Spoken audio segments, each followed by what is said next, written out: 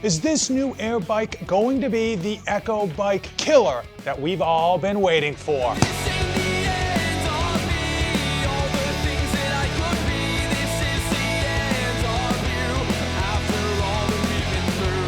The No Fade channel, checking in. Jonathan here with a three-part video. Number one, we're gonna give you my overall impression of the Bells of Steel Blitz Max air bike and how it compares to the number one devil's bike on the market, the Rogue Echo bike. And finally, I'm gonna tell you which I would buy for my home gym if I was starting over from scratch. When it comes to the Mount Rushmore of cardio equipment that actually works, the air bike has to be front and freaking center. I mean, it absolutely kills calories. It will boost your VO2 max, and it is phenomenal for your heart health. But they don't call it the devil's bike for nothing. For years, the Rogue Echo bike has been the leader of the pack, but now Bells of Steel has dropped a commercial-grade air bike that has magnetic resistance, and we need to talk about it. Coming in at a beefy 138 pounds, the Blitz Max air bike doesn't look to nickel and dime you. It has all of the bells and whistles with no additional upcharge. I mean, they even threw in ultra beefy front wheels if you want to pick this thing up and move it around your garage gym or simply move it out into your driveway to assert your dad dominance in the neighborhood. Probably first and foremost, this thing is belt driven, meaning in a home gym environment, this should need zero maintenance. On top of that, they actually delivered a really nice wind guard. If you've never used an air bike before, you need a wind guard because getting all that air in your face is quite annoying, especially when it's cold out. It will chill you to the bone. But in the squelching summer months, when you actually want all of that air to cool off your its and bits, you can take this from business to party by just flipping up the vent. It also comes with a tucked away water bottle holder and a crisp, clear LCD screen that's easy on the eyes, as well as the fact that you can go down a rabbit hole in terms of planning and programming your workouts. But if you're like me and you like to grip it and rip it, you can hop on and they've got pre-programmed buttons that you can hit and get after it. Plus, if air resistance isn't enough for you, if you happen to be one of those alpha males that could take on a grayback gorilla single-handedly, well, guess what? They threw in 8 different magnetic resistances to really give you that challenge that you've been begging for. 10 seconds, max effort, no resistance.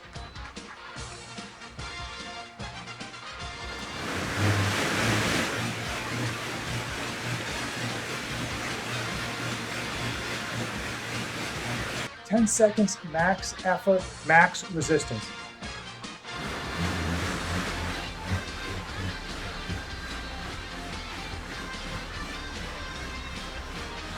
I've been using the Blitz Max air bike for well over a month now, trying to get into that summer shredded shape because, hey, pool season is right around the corner. And I can tell you there's a lot to love about this bad boy. Number one, the seat is ultra comfortable and you got this cutout here for you gents. And I will tell you, you're not gonna wanna be sitting on here longer than your workout calls for, but the fact that it's comfortable and doesn't hurt the caboose is always a plus. Time out. For the first time ever, after hitting 25,000 YouTube subscribers, I am dropping limited edition merchandise. I'll put the links in the description. Go down there and cop yourself about 30 of these bad boys. The magnetic resistance is something else. It takes a very hard workout and throws it into overdrive. Now, I did find it very challenging, and I can see how some of you massive males out there would certainly love to jack up the resistance. Now, from personal experience, although I can't prove it, it does not seem that upping the resistance will impact the calories burned or the watts generated. And I know there are a lot of people out there that simply get on here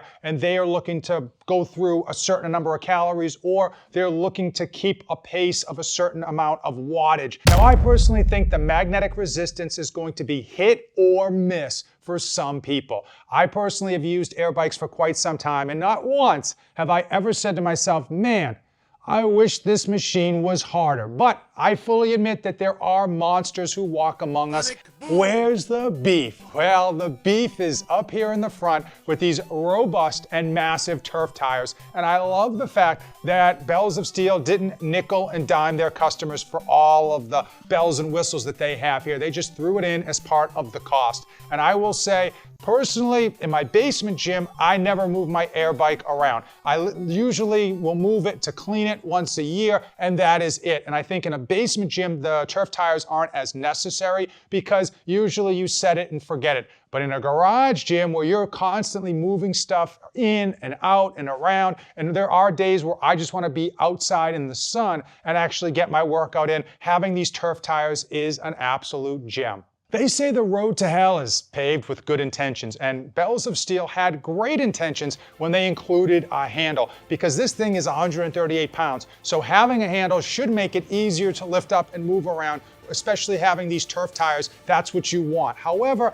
they probably didn't remember their high school physics class. The handle is too high. And when I was trying to use the handle to move this around, it actually made the process more awkward and more difficult. Ultimately, what I've been doing to move this thing around is simply squatting down low, grabbing the base, and tilting it up. They really should have put the handle much lower on the bike to make it more easier for you to actually lift with.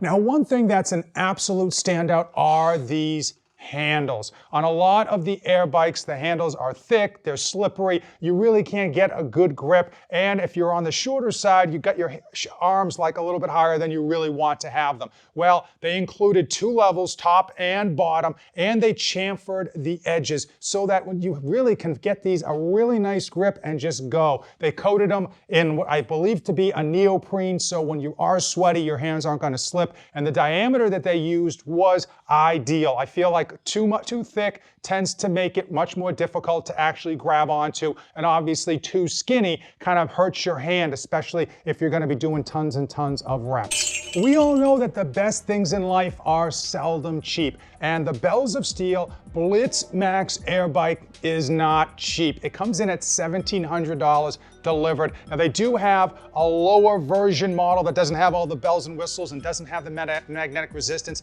for only $900. But that $1,700 price point is something we are going to talk about when we compare it to the Rogue Echo bike. Now oftentimes when we think about Rogue Fitness, we think American made, America baby. However, much of Rogue's equipment is not actually made in America, and both this bike as well as Rogue's is made in the People's Republic of overseas. So that is one factor that kind of puts them both dead even. Now the number one thing that the Bells of Steel Blitz Max air bike absolutely destroys Rogue Fitness's Echo bike is comfort. Between the seat and the handles, this is much more comfortable to use and sit on, especially too in the hotter months when you can factor in actually having that air blow on you. I will say as well, for those of you who are not familiar, the Rogue Echo bike is not made for short people. If you're 5'3" and under, the Rogue Echo bike basically has your feet way stretched out and your arms as well. And if you're really short, your arms are probably going to be above your shoulders, and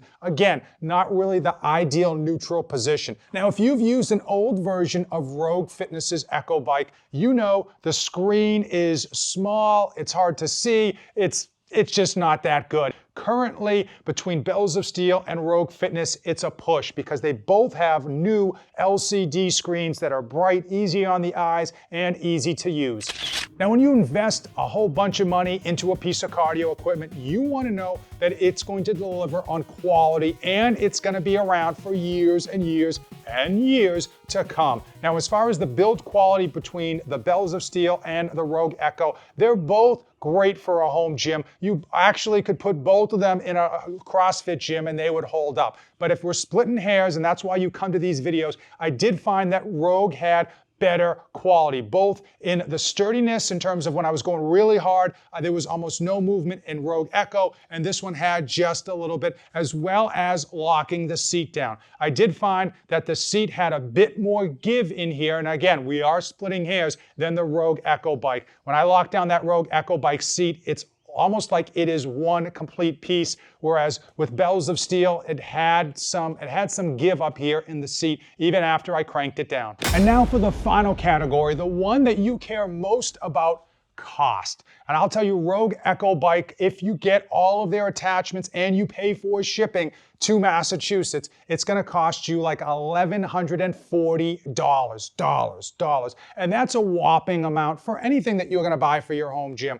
But Bells of Steel said, hold my beer, coming in at $1,700. This thing is expensive. Now, do I think the quality and the accessories and all of the bells and whistles are there? Yes. However, I don't know if that's going to justify that massive price tag when you compare it to Rogue's Echo Bike, which has been a standout in class for so many years. And on top of that, if you're really looking to save some money, you could not get the actual turf tires for the Echo Bike, and that would bring the price point down an additional $100. If I went full Thanos and started over for my home gym, which would I pick, the Echo Bike or the Bells of Steel Blitz Max Air Bike? And the truth is, if I had to do it again, I'd go on Facebook Marketplace and I would look for a used Echo Bike, especially one that was from a home gym and not from a commercial gym. Because in a home gym, they get a fraction of the use, and people are selling